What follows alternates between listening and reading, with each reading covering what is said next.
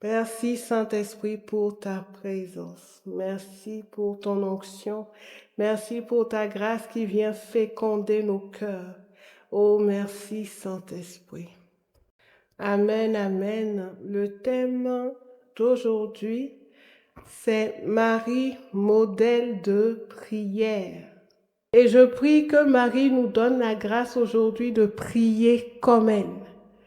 Parce que prier, on le sait, prier c'est parler avec Dieu, prier c'est communiquer avec Dieu. Prier ce n'est pas seulement demander ou obtenir quelque chose de Dieu, mais la prière est en réalité le seul moyen par lequel on peut parler, on peut échanger avec Dieu. Quand Saint Paul nous dit de prier sans cesse, c'est parce que si tu veux être tout le temps dans la présence de Dieu et transporter Dieu partout, ça veut dire que en tout temps, tu es en train de communiquer avec Dieu. Ça veut dire que tu pries tout le temps, simplement. Et ce qu'il nous faut comprendre alors, c'est que quand on dit prier sans cesse, la prière prend différentes formes. Parce que pour prier sans cesse, pour prier tout le temps, ce n'est pas de la même manière que tu pries.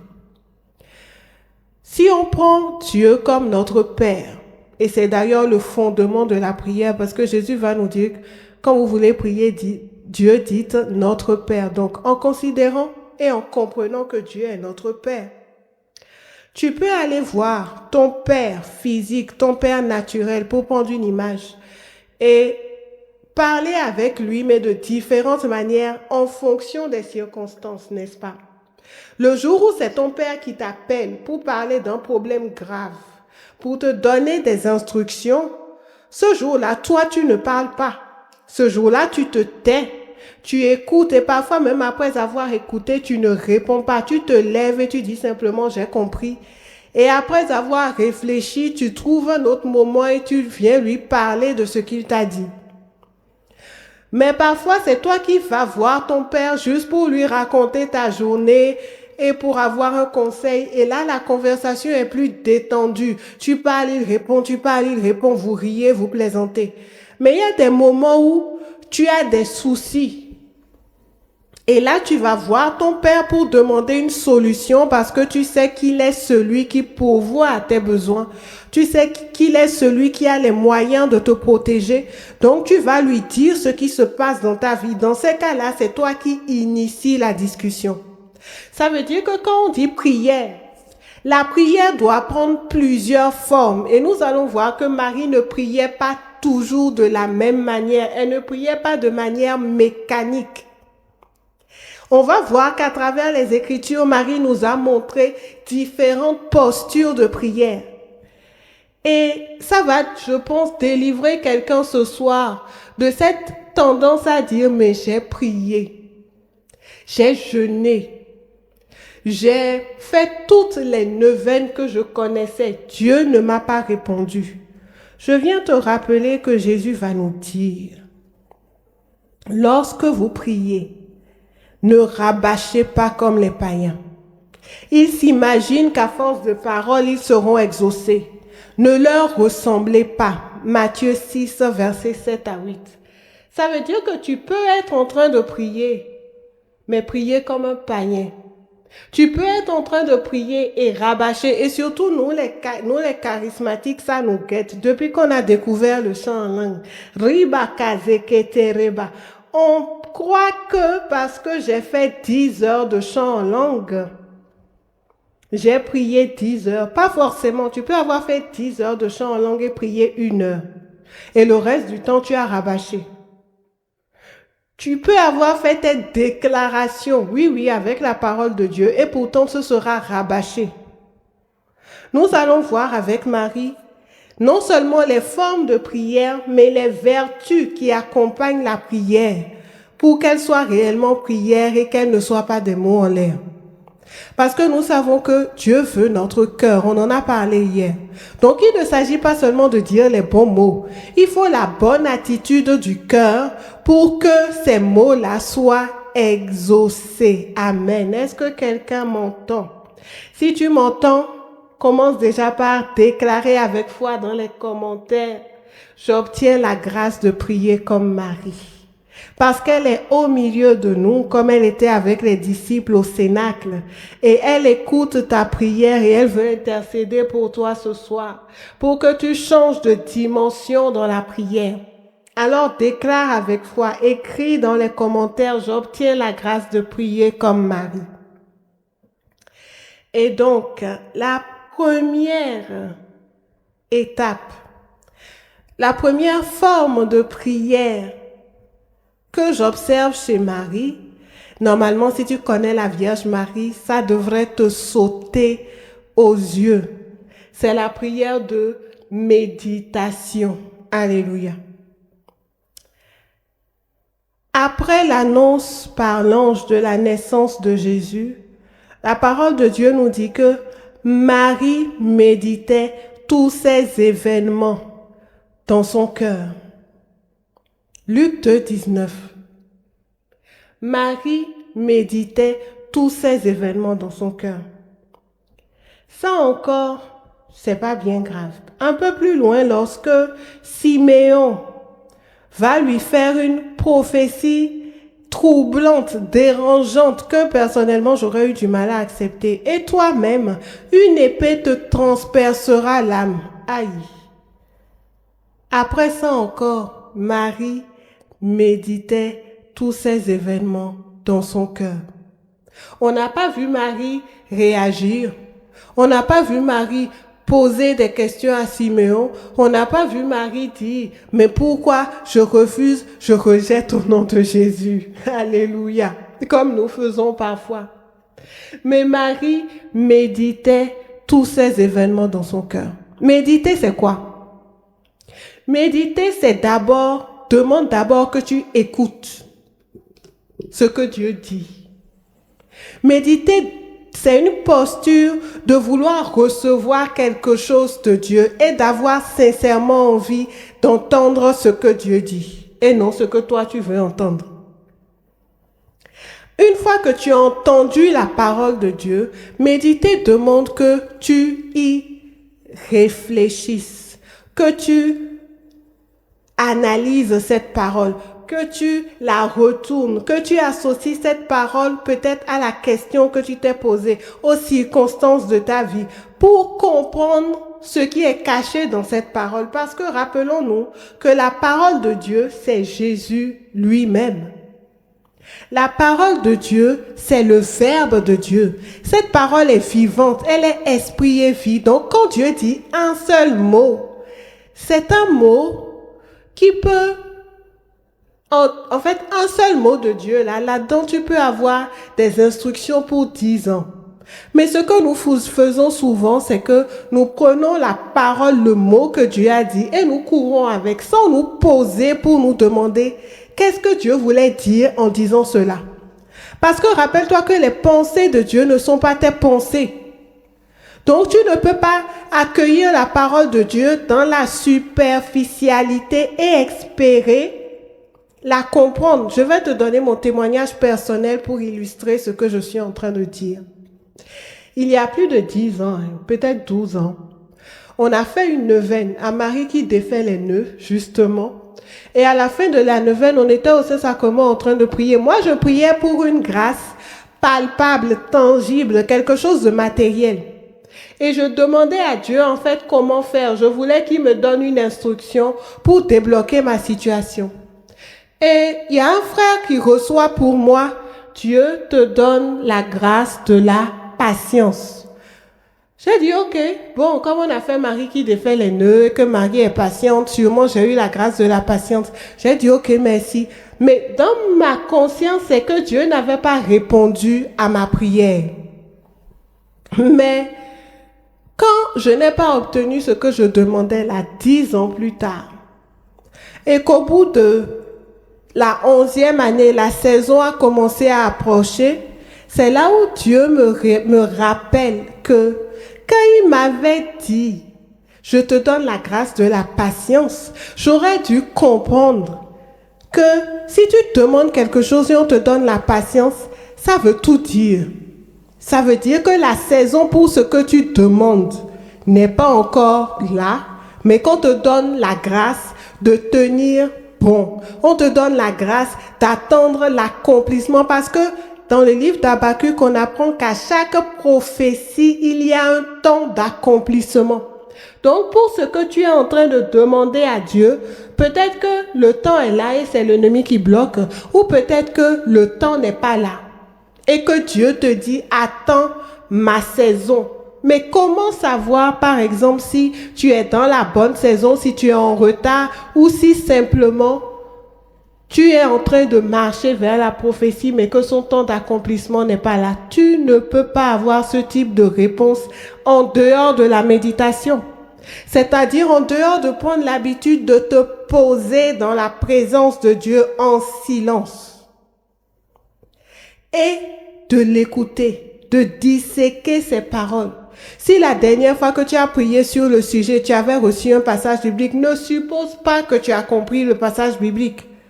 Retourne sur le passage et par rapport à ta situation, demande-toi qu'est-ce que tu es en train de me dire.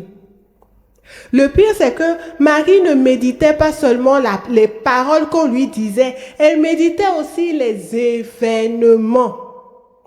Parce que vous savez que Dieu se révèle dans les circonstances de nos vies. Il y a certains événements aujourd'hui où je n'ai plus besoin de discerner pour savoir si ça là, Dieu me veut dedans ou pas. Quand ça commence à se passer de telle manière, je sais que Dieu est en train d'attirer mon attention pour que j'aille prier, peut-être et que je lui demande comment faire. Parce que Dieu est un Dieu d'alliance. Quand on dit que Dieu est fidèle, ça veut dire qu'avec toi, quand il commence à se comporter d'une certaine manière, là, tu dois pouvoir reconnaître ses schémas parce qu'il ne change pas. Donc, méditer les circonstances te permet aussi de comprendre comment Dieu fonctionne avec toi. De comprendre quand parfois tu n'as pas prié, tu n'as pas discerné quelque chose, tu veux avancer, tu dois pouvoir savoir que quand telle chose se passe autour de moi, Dieu est en train d'attirer mon attention. Marie était une femme de méditation. Et c'est cette attitude de méditation qui fait qu'elle a pu tenir à la croix. Parce que quand elle voit ce que Dieu lui a dit par rapport à ce que sera son fils, quand elle se rappelle qu'on l'a prévenu qu'une épée va te transpercer l'âme, donc quand elle voit son fils à la croix, elle se dit, donc c'était ça l'épée. Mais méditer aussi, c'est qu'elle a dû mettre tout ce que Dieu lui a dit en parallèle avec ce qu'on avait dit du Sauveur. Et elle sait que, je ne m'attendais pas à ce qu'il soit sur la croix. Je ne m'attendais pas à ce qu'il aille jusqu'à mourir. Mais je sais aussi qu'il y a une partie de la parole qui dit qu'il doit ressusciter, que le Messie doit ressusciter. Je sais que la parole dit quelque part que le Messie vit éternellement. Bon, ça veut dire que je ne sais peut-être pas comment, mais Dieu a un plan. Si tu ne médites pas, tu ne pourras jamais traverser ton Golgotha. Parce que c'est la méditation qui enracine en fait dans ton cœur l'assurance que Dieu a dit telle chose. Et donc même quand toutes les circonstances sont en train de te dire le contraire, tu dis d'accord, ça fait mal. Parce que le fait que l'épée ait transpercé le cœur de Marie, ça veut dire que voir son fils sur la croix, elle a souffert. Donc je ne te dis pas que ton Golgotha ne te fera pas souffrir. Mais si jamais tu ne médites pas, tu ne pourras jamais traverser ton Golgotha, tu vas abandonner. C'est la méditation qui t'enracine dans la foi, dans la vérité. C'est la méditation qui te permet même de discerner la direction. Trop souvent, nous posons des questions à Dieu alors que nous ne savons plus rentrer dans le lieu secret de nos cœurs. Nous ne savons plus prendre du recul. On pose la question à Dieu et on est pressé qu'il réponde maintenant. En fait, la parole de Dieu dit, quand tu seras à un carrefour, quand tu devras aller à gauche ou à droite, tu entendras cette voix prononcée derrière toi, n'est-ce pas? Ça veut dire que Dieu ne te parle pas quand toi tu es inquiet. Dieu ne te parle pas quand toi tu penses que je veux qu'il me réponde maintenant. Non, Dieu te parle au bon moment, quand il estime que c'est maintenant que tu es au carrefour. Mais tant que pour lui tu n'es pas à ce carrefour, Dieu peut se taire. Donc on ne force pas Dieu à dire et à parler quand on veut non plus. C'est pour ça qu'il te faut être dans la méditation, dans une disposition d'écoute, pour pouvoir t'aligner sur ce que Dieu est en train de faire. Sinon, tu vas rabâcher, tu seras en train de demander des choses et Dieu va te dire, mais écoute, moi, c'est de telles choses, je veux plutôt parler. Et tu vas dire, j'ai fait 19 neuvaines, mais tu les as fait. Elles vont compter lorsque le temps de Dieu pour cette chose-là sera venu. Alléluia. Donc, Marie était une femme de méditation. Tu dois demander la grâce du silence intérieur. Tu dois demander la grâce de l'abandon. Parce que c'est le fait d'avoir tellement peur de sortir de notre zone de confort là, d'avoir tellement peur de la souffrance qu'on veut que tout se passe pour nous comme nous voulons. C'est ça qui nous empêche de nous ouvrir réellement pour savoir, mais en fait, qu'est-ce que Dieu, lui, il veut? Fais-lui confiance. Personne n'est éprouvé au-delà de ses forces. Est-ce que tu peux le proclamer là où tu es? Je ne serai pas éprouvé au-delà de mes forces. Est-ce que tu peux le proclamer? Je ne serai pas éprouvé au-delà de mes forces. Et si tu m'entends, commence à l'écrire. Je ne serai pas éprouvé au-delà de mes forces. Parce que la parole de Dieu dit que avec l'épreuve vient le moyen de la surmonter. Donc je veux que tu déclares, j'ai le moyen, j'obtiens de Dieu le moyen de surmonter cette épreuve au nom de Jésus. J'obtiens de Dieu le moyen de surmonter cette épreuve. J'obtiens de Dieu le moyen de surmonter cette épreuve. Refuse de te laisser abattre parce que la grâce est disponible. La grâce est disponible. Alléluia. Donc, premier point, Marie était une femme de méditation. Je me suis rendu compte en préparant cet enseignement que c'est le point commun en fait entre Marie et Jean. C'est sûrement pour ça que c'est lui qui a eu la chance de la prendre comme mère. Parce que Jean était le disciple bien-aimé. À la Sainte Seine, Jean avait la tête sur le cœur de Jésus. C'est une attitude d'écoute. C'est une attitude de méditation en fait. C'est une disposition, avoir la tête sur le cœur de quelqu'un. Il n'était pas dans l'agitation. La preuve de ça, c'est que tous les autres évangiles n'ont fait que nous raconter en quelque sorte les faits. Mais l'évangile de Jean est allé au-delà. Il a pris les faits et il les a médités. C'est ce qui lui a donné toutes ces révélations. Le prologue de Saint Jean. Donc, méditer te permet de connaître Dieu, d'aller dans la profondeur de Dieu. Et c'est pour ça que Jean aussi est le seul qui est resté à la croix. Deuxième disposition de prière de Marie. L'action de grâce, la louange, le Magnificat. C'est une attitude, c'est une disposition de cœur. J'aimerais te rappeler les circonstances. Elle a eu le message de l'ange, elle a eu la charité, oui, d'aller voir sa mère, sa sœur ou sa cousine Élisabeth. Mais dans le contexte où elle va voir la cousine Élisabeth, elle n'a encore aucune assurance de à quelle sauce elle sera mangée à son retour. Elle ne sait pas comment Joseph va réagir. Elle ne sait pas. En fait, elle ne sait rien. Elle est dans l'incertitude la plus complète. Elle est dans l'inquiétude. Elle est dans le danger même parce qu'elle risquait d'être lapidée. Sa vie était menacée. Elle risquait l'humiliation et le rejet. Maintenant, comment dans ce contexte-là, tu dis, mon âme exalte le Seigneur? Ton âme exalte le Seigneur comment? Le Seigneur ne t'a pas encore rassuré qu'il va te protéger.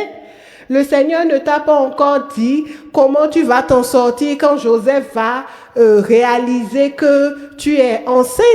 Le Seigneur ne t'a pas encore dit comment tu vas échapper à la lapidation. Comment Marie, comment explique-nous aujourd'hui comment ton âme peut exalter le Seigneur? Avant la multiplication des pains, Jésus, il rend grâce. C'est-à-dire qu'il est devant un défi où là même là, c'est Dieu ou rien. Dans cette circonstance-là, il rend grâce. Devant la tombe de Lazare, il rend grâce. Marie avait compris ce mystère.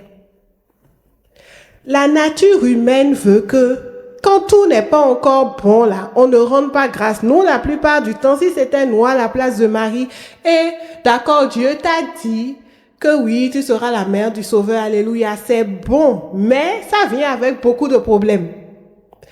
Et si c'était nous et quelqu'un vient dire, ah, donc la promesse de Dieu s'est accomplie, quoi, tu es enceinte, on va dire, tu me vois ça? Comment je vais faire maintenant? Est-ce que tu vois les problèmes? En fait, parce que nous voyons toujours le verre à moitié vide. Quand Dieu fait une chose, on regarde tout de suite ce qui manque. Ça, c'est la nature humaine. Marie n'était pas comme ça. C'est pour ça que c'était une femme de prière. Marie n'était pas comme ça. Marie n'a pas vu tous les problèmes qui suivent. Elle n'a pas vu les défis. Elle n'a pas vu les questions qu'elle devait être en train de se poser. Mais elle a rendu grâce déjà. Pourquoi? Parce qu'il s'est penché sur elle. En fait, pour rendre grâce là, il faut que tu t'habitues. C'est une discipline. Quand tu commences la discipline, petit à petit, ça se met en place. C'est une discipline de te dire, qu'est-ce que j'ai? Qu'est-ce que Dieu a déjà fait? Au lieu de te demander, qu'est-ce qui manque? Parce que ce qui manque, tu n'as pas besoin d'y penser. C'est devant toi tous les jours. Mais tu as besoin de faire un effort pour trouver ce qui est déjà là. Mais si tu ne prends pas l'habitude chaque matin de faire l'effort de te demander, mais qu'est-ce que j'ai? Quels sont les 5 pains et 2 poissons? Ne serait-ce que le souffle de vie. La tête avec laquelle tu réfléchis pour voir que ce n'est pas assez là, rends grâce à Dieu parce que cette tête-là fonctionne au moins. Parce que c'est le jour où le peu que tu avais là finit par te manquer, que tu vas commencer par te plaindre en disant Dieu là, même le peu là, il a enlevé. Quand le peu là était là, est-ce que tu savais que c'était important? L'action de grâce, en fait, couvre le peu qui est là. Ton action de grâce le protège. Ton action de grâce montre à Dieu que j'y tiens. Et je sais que c'est toi qui as donné, que ta main est dessus. Mais quand tu parles comme si ce qui est là ne vaut rien, et il faut forcément que le nouveau vienne pour que tu sois content, tu es en train de livrer ce qui est là à l'ennemi. Tu es en train de dire à Dieu ce qui est là, je m'en fous. La plupart du temps, quand nous ne sommes pas reconnaissantes, c'est parce qu'on se dit, tchou, avec tous les efforts que moi j'ai fait là, il y a des gens qui ne connaissent même pas Dieu comme ça, non? Koi, au moins le peu que je peux faire, j'ai fait, Seigneur, non, ce que tu fais là, c'est injuste. En fait, ce qu'on se dit derrière notre manque de reconnaissance là, c'est ça, c'est ce qu'on est en train de dire à Dieu indirectement. Et donc, quand tu te plains, quand tu as le cœur amer parce que tu estimes que Dieu n'a pas été bon envers toi à cause de telle ou telle circonstance, ce que tu es en train de dire à Dieu, c'est, en fait, Dieu, tu es injuste. Tu es injuste. Est-ce que tu es sûr que si Dieu ouvrait ton cœur là où tu es, ouvrait tes yeux là où tu es là maintenant, sur toutes les erreurs que tu as faites, sur tout ce dont il t'a déjà sauvé sans que tu ne te rendes compte, est-ce que tu es sûr que tu pourrais continuer à le traiter d'injuste? L'attitude d'action de grâce se travaille, ça ne vient pas naturellement, c'est contre la chair, c'est contre la nature de l'homme. C'est toi qui dois prendre la décision de te lever le matin et de dire, avant même de commencer à demander là, je veux me forcer moi-même. Je me contrains à trouver ce que Dieu a fait de bon dans ma vie. Ne serait-ce que le fait de le connaître et de ne pas aller en enfer. C'est une action de grâce monumentale d'avoir été baptisé. Et on ne peut pas finir de rendre grâce à Dieu pour ça. Alléluia. Si quelqu'un est d'accord avec moi, je veux que tu proclames, Seigneur, je te rends grâce pour tous tes bienfaits dans ma vie. Et pense-y, pense-y, pense-y. Je ne veux pas que tu le dises du bout des lèvres. Je te rends grâce pour tous tes bienfaits dans ma vie. Sinon, voilà ce qu'on appelle prière rabâchée. Tu es en train de penser que Dieu est injuste. Tu es en train de penser que, Mao, j'ai prié et puis Dieu là, il ne m'a pas exaucé. Tu es en train de penser que vraiment Dieu est lent. C'est-à-dire que tu as toutes ces plaintes vis-à-vis de Dieu dans le cœur et puis tout le monde fait le Magnificat et toi aussi tu élèves la voix, tu fais le Magnificat. Est-ce que tu es d'accord avec moi que dans ce cas précis là, ton Magnificat est rabâché? Ton Magnificat est rabâché. Et j'avais oublié tout à l'heure, on vient de traverser le mois du rosaire. Des gens ont fait le rosaire tous les jours, mais pour certaines personnes, c'est peut-être 1 ou 2 rosaires, on va leur compter dans tout le mois. Pourquoi? Marie, même là, qu'on est en train avec qui on prie dans le rosaire, on dit qu'elle méditait la parole et les événements dans son cœur. Toi, tu fais le rosaire en pensant à autre chose. Le rosaire est devenu, pendant que certains font Alléluia Challenge, toi, tu fais rosaire challenge. Le rosaire est devenu en combien de temps je vais le finir. Le rosaire est devenu, il faut que je fasse vite, je n'ai plus le temps, il faut que j'expédie ce mystère. Et quand tu finis, tu es contente, mais en fait, tu as la satisfaction d'avoir fini le mystère. C'est devenu un challenge.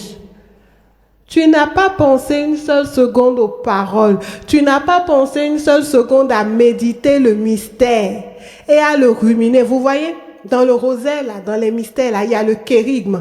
Si nous, les catholiques,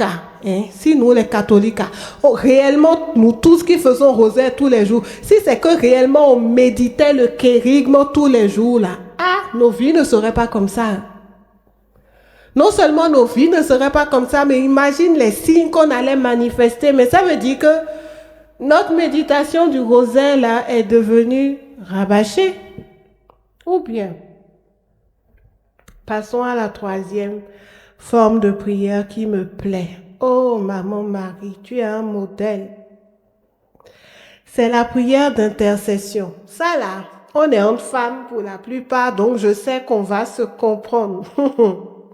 La prière d'intercession. Vous voyez, maman Marie va à une fête à Go pour parler en béninois.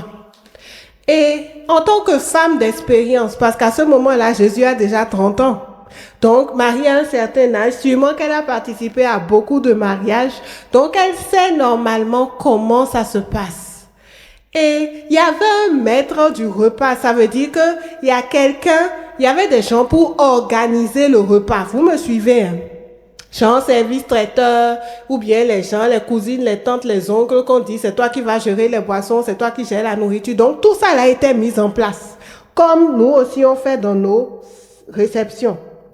Mais voici que comment tout ça est mis en place et personne ne surveille le vin pour se rendre compte que, par rapport au nombre de personnes qui viennent, au nombre de jours où la fête doit durer, le vin est en train de finir. C'est pas une mauvaise organisation, ça, il y a quelque chose qui ne marche pas.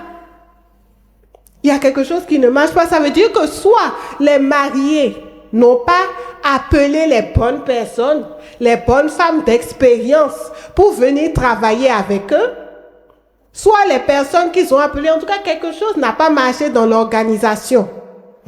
Maintenant, nous les femmes, si c'est nous là, et puis tu es allé à Go, et toi qui sais bien préparer, toi qui sais bien gérer, toi qui d'habitude fais bonne décoration, c'est-à-dire que toi qui es experte dans l'art de recevoir, tu vois que les gens ont mal organisé. Quand tes yeux tombent sur les erreurs d'organisation là, qu'est-ce que ton cœur fait?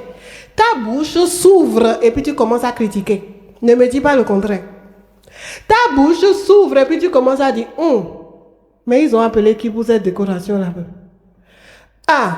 Vraiment, fallait qu'ils viennent me demander, service traiteur là, on ne les gère pas comme ça, sinon les gens gardent la nourriture. Oh, ils ont gaspillé l'argent, les gens là.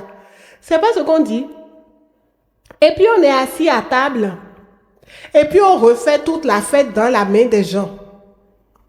C'est vrai que les mariés ont sans doute fait une erreur quelque part, parce que si Marie s'est rendu compte qu'il manquait du vin, ça veut dire que normalement les gens à l'organisation devraient avoir anticipé, surveillé. Mais Marie n'est même pas allée voir les mariés pour dire, les gars, voilà ce que je vous disais. Quand les grands vous parlent, vous n'écoutez pas. Marie n'a pas fait ça. Marie a remarqué les défauts. Marie a remarqué les erreurs. Marie a remarqué les failles. Mais qu'est-ce qu'elle a fait? Elle a agi pour régler le problème. Avant même la prière, je veux attirer ton attention sur le fait qu'elle a cherché une solution. Ça veut dire que si elle n'avait pas besoin de Jésus, s'il y avait un moyen de ramener beaucoup de litres de vin d'un coup, aussi rapidement que ça, elle allait le faire en fait. C'est parce que physiquement, naturellement, c'était pas possible qu'elle s'est dit, bon, là on a besoin d'un miracle, je connais qui peut me gérer ça. Est-ce que toi, en tant que femme, d'abord, la disposition de ton cœur, c'est de chercher la solution? Ou bien la disposition de ton cœur, c'est de montrer aux autres que si vous m'aviez écouté là, nous ne serions pas ici. Hein? J'avais dit ça, hein? Je sais que quelqu'un se reconnaît. Alléluia. Moi, je vous avais dit ça, mais non, c'est amé. Quand on vous parle là, vous n'écoutez pas, hein? Le temps que tu prends pour dire ça là, tu sais que tu peux utiliser l'énergie là pour régler le problème, non? Tu peux utiliser l'énergie pour régler le problème. La femme d'intercession, c'est la femme. Non, c'est même pas la femme d'intercession, pour qu'on se comprenne. La femme qui peut toucher le cœur de Dieu. La femme qui peut parler à Dieu d'une situation et Dieu va écouter. C'est la femme qui n'a pas critiqué la situation avant. C'est la femme qui n'a pas humilié les gens qui ont fait erreur. C'est la femme, je crois que je vous avais déjà raconté ça ici, non? Ce monsieur qui priait pour son fils. Et vous savez, les enfants font des erreurs. Et lui-même, il s'était plaint des erreurs de l'enfant, des désobéissances de l'enfant. Et après, l'enfant tombe dans une dépression et il commence à prier pour l'enfant. Et Dieu, heureusement qu'il avait la grâce de l'écouter de la révélation, Dieu va lui dire, réponds-toi de tes propres paroles. Tu ne peux pas, parce que le diable utilise tes paroles pour accuser l'enfant. Le diable utilise tes paroles de père, de personnes ayant autorité pour venir dire. Mais il ne peut pas, tu peux pas écouter Dieu, tu peux pas écouter ce qu'il dit sur l'enfant. Parce que même il avait déjà dit que l'enfant là était désobéissant, que l'enfant là avait fait ci. Donc aujourd'hui, tu peux pas écouter. En fait, les paroles qu'il a dites avant venaient contredire sa prière. C'est pour dire que tu vas parler sur ton mari. Tu vas parler sur tes enfants. Tu vas parler sur le patron qui est mauvais, même si c'est un fait. Mais en fait, on est en train de dire, ne dis pas ça. Parce que c'est la bouche avec laquelle tu vas dire que le patron est mauvais. C'est avec cette bouche-là que tu vas dire à Dieu de te trouver faveur auprès du patron. Le problème, c'est que s'il est mauvais, il ne peut pas te donner faveur. Donc, ta parole d'avant a annulé ta prière d'après. Alléluia. Alléluia. Est-ce que quelqu'un m'entend? Donc, avant même d'être une femme d'intercession, c'est une femme qui a la maîtrise de soi. C'est une femme qui maîtrise les paroles qui sortent de sa bouche. Est-ce que tu peux déclarer avec moi la parole de Dieu qui dit, Seigneur, mets une garde à ma bouche? Ce n'est pas pour rien qu'on dit que les femmes parlent trop et que les femmes vertueuses, c'est celles qui savent se taire. C'est un défi. Seigneur, mets une garde à ma bouche. Mets une garde à ma bouche.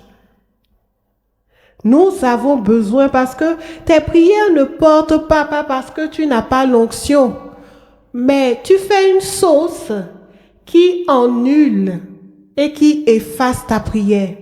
Elle savait, que Jésus était capable de le faire. Parce que les autres qui étaient là ne savaient pas, n'est-ce pas? Ne savaient pas que Jésus pouvait changer l'eau en vin. Mais elle, à travers la méditation, parce que rappelez-vous, quand on lui a dit que Jésus est le Fils de Dieu et qu'il est le Messie, qu'il est venu sauver, on n'a pas dit en détail que Jésus peut faire jusqu'à changer l'eau en vin. Comment est-ce qu'elle en arrive à avoir la foi que il n'est pas seulement venu faire des guérisons physiques, mais qu'il peut aussi changer l'eau en vin. Voilà là où la méditation intervient. C'est pour ça que la méditation est nécessaire pour t'enraciner, pour voir Dieu tel qu'il est, pour comprendre réellement la parole de Dieu. Donc, femme, Si tu veux prier comme Marie, si tu veux intercéder comme Marie, tu dois être une femme de foi. C'est-à-dire que dans ton foyer, quand personne ne sait que c'est possible, quand les autres, même quand ton époux est en train de crier au scandale, on est perdu, on est foutu, on ne te dit pas de lui dire qu'il manque de foi. On te dit, toi, de te taire, de reculer, de rendre grâce à Dieu et d'apporter le problème à Jésus. Et dernier point, à part le fait que Marie était une femme d'intercession, j'aimerais attirer ton attention sur cette autre vertu qui, si nous ne l'avons pas, en fait, toutes nos prières sont multipliées par 0. C'est cette simple phrase que Marie a dit. Je suis la servante du Seigneur, qu'il me soit fait selon ta parole. Nous rendons compte parfois que les gens ne vont pas.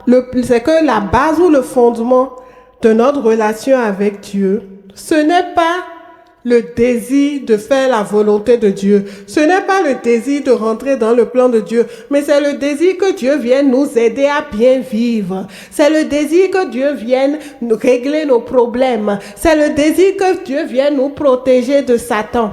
Et ça fait que tu n'es pas dans la disposition même ni pour méditer, connaître sa volonté, ni pour intercéder selon sa volonté, parce que la puissance de Dieu ne se déploie pas selon tes beaux yeux. La puissance de Dieu ne se déploie pas pour te faire plaisir. La puissance de Dieu ne se déploie que dans la volonté de Dieu pour toi. Oh, Jésus lui-même, dans ses miracles, disait, « Je ne fais que ce que je vois mon Père faire. » Ma nourriture, c'est faire la volonté de Dieu. Est-ce que toi, ta nourriture, c'est faire la volonté de Dieu? Donc, la disposition fondamentale, c'est une disposition d'abandon. C'est une disposition, et l'abandon et l'obéissance là, ça nécessite de l'humilité, de la foi. Ça nécessite de l'humilité, de la foi, parce qu'on ne comprend pas tout. On ne comprend jamais tout dans notre marche avec Dieu.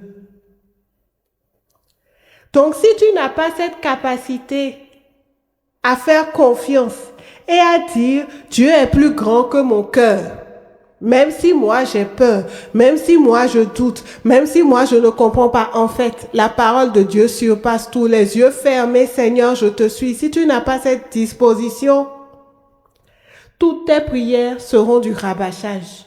Parce que en fait, tu vas formuler des prières pour essayer d'éviter ce que tu ne veux pas. Non. Est-ce que